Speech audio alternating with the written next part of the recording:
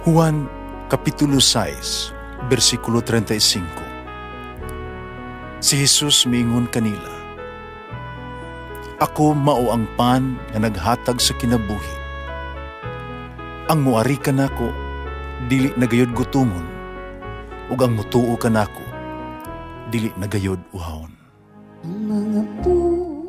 Pan sa kinabuhi.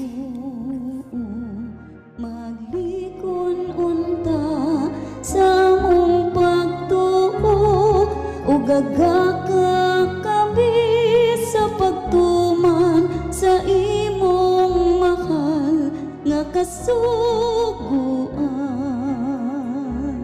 Mana kaninyo, Santos ng Ebanghelyo sumala ni San Mateo. Si Jesus miingon, "Pagkalaot ninyo mga matutudlo sa balaod, ug kamo mga Fariseo, ti pakaron ingnon. Sama kamo sa mga pantyon nga pinantalag puti, nanindot tan-awon sa gawas, apan sa sulod, puno sa bukog, sa mga patay, o sa mga hugang butang.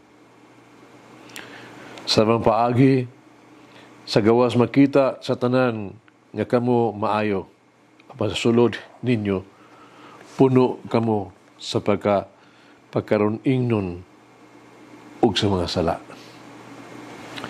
Pagkalaot ninyo mga matutudlo sa balaod kamo mga Fariseo, di pagkaroon ingnon. Nagbuhat kamo og mga manindot kayong lubnganan alang sa mga propeta, kaya dunuhan ninyo ang mga monumento ni adto mga maayong kinabuhi.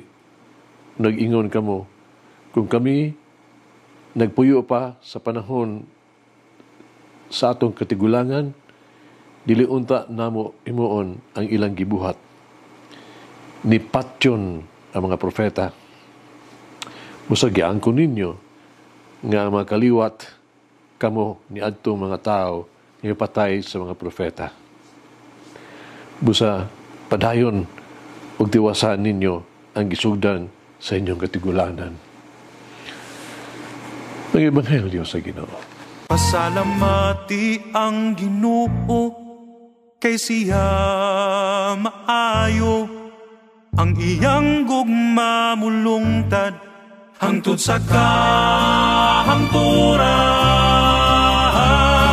Pasalamati ang Diyos sa tanang mga Diyos, ang iyang gugma malungtaron. Pasalamati ang Ginoo sa mga Ginoo, ang iyang gugma balungtaron.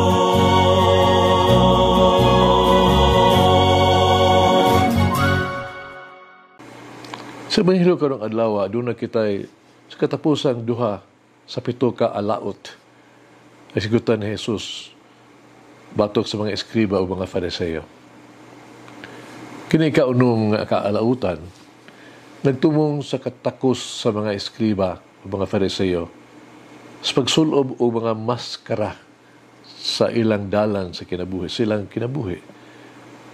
Imbis nga magkinabuhi nga tinuod nga kahulugan sa mga balaod sa Dios, ilang gitabunan ang tinuod nga espiritu sa reliyosong pagsimba. Pinagin silang gawas doon kay pagtuman sa mga ritual, no? Sa mga seremonyas. Ang ilang gihimo, silang pagbuhat sa pagtuo o pagsunod sa mga balaod sa Dios, mo'y sama sa pagsulubog mga tawag itong maskara, no? Pakitang tao. Mas nakafocus sila sa paggawas nga panagway kaysa linalian ng paginahanglan internal ang pagbasol. Ang gusto ni Jesus din himao ang transparency sa tuang pulong o mga buhat. At ang mga pulong o mga buhat kinahanglan mao ang tinuod gyud nga magpahayag sa unsay anaas tuang kasing-kasing. Dili kon unsang ato ang hitsura, unsang ato ang plano, kundi ang pagkasinsiro gyud pagkamatulud-anon sa tong paagis kinabuhi na gusto na kahimuot ni Jesus.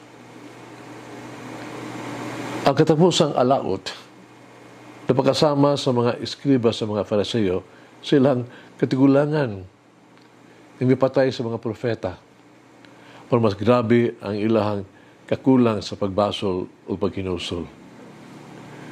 Gawas sa pagsalikway sa gibuhat silang katigulangan, ilang ipakita ang pagkalabaw o pagkamatarong silang kaugalingon ng hambong pagani sila sa pag-ingon kung sila pa pilabang panahon kini, no? Dili unta gibuhaton lang gibuhat silang katigulangan ang pagpatay sa mga propeta. Ang gusto ni Jesus mao nga unta mabati sila og itawag tog pagbasol ba, no? Sa gibuhat sila ang katigulangan.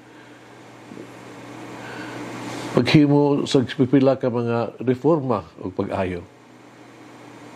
Ang usa ka masulubon nga pag-angkon mahimo kanila nga magbag-o o magbasol sa mahitabo kaniadto. Apan ang ilang pagdumili o katig-a kasing-kasing may duot kanila sa paghimo pag-usab sa gibuhat sa ilahang mga katigulangan. Apan niadtong panahon nila si Jesus na ay ilag nila ngadto sa krus, ngadto sa kamatayon. At ang mga taon karon atong kagalingon, doon na ba kita'y butang, takpan, itago o pintalan? Anong kinini San Pedro Chrysologus, na lumang nga taga Imola, Italy. Ipadako siya sa Metropolitan See sa Ravenna. Nailhan ang obispo sa iyang makadasig kaayo pagsangyaw, no? Ayang pagkamaunungon o ganyan iyang isog kaayo panglaban sa simbahan. Isip usang magbalantay sa panon sa Ravenna, isip usang ka obispo. Si Peter Chrysologus, napakita siyang pastoral nga kasibot o kanunay nga nangamuyo siyang katawhan sa pagdawat sa balaang komunyon. Gisaway niya ang usa ka gubot kaayo nga bag-ong tuig nga kasaulugan. Pulong ba sa obispo, no? Kining iyang inila kaayong famous kayang ginaingon nga panag-ingon siya buong pa niya nga naglingaw-lingaw siyang kagalingon uban ni Satanas, dili makalipay uban ni Kristo. Hagit sa kinabuhi. Unsa ka ang mga pulong ni Jesus alang kanako? Alaot ba? O pagdaig ba? Magampo kita, Ginoong Hesus Kristo, akong mahiguma o Diyos. Iangkon ko, kinahanglan kong mas mailhan ka, sundon ka, nga matulad-anon higugmaon ka pag-ayo.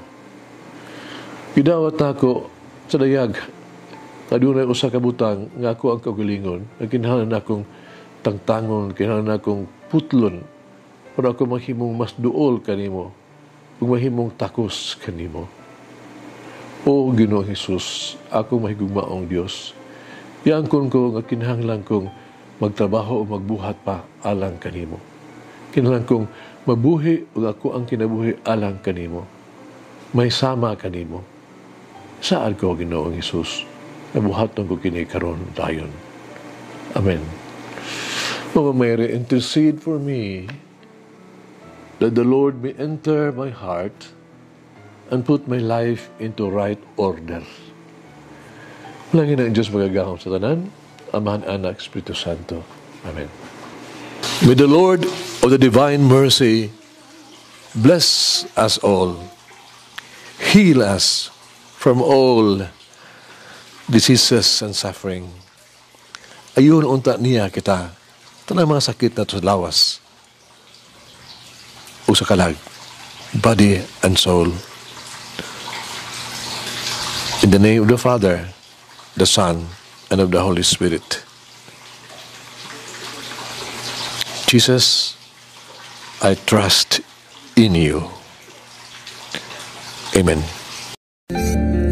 Whoever eats the bread of life will never hunger, says the Lord.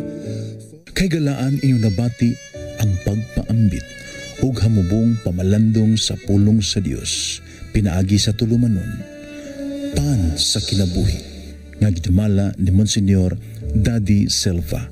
Hangtod na usab sa sunod higayon, daghang salamat.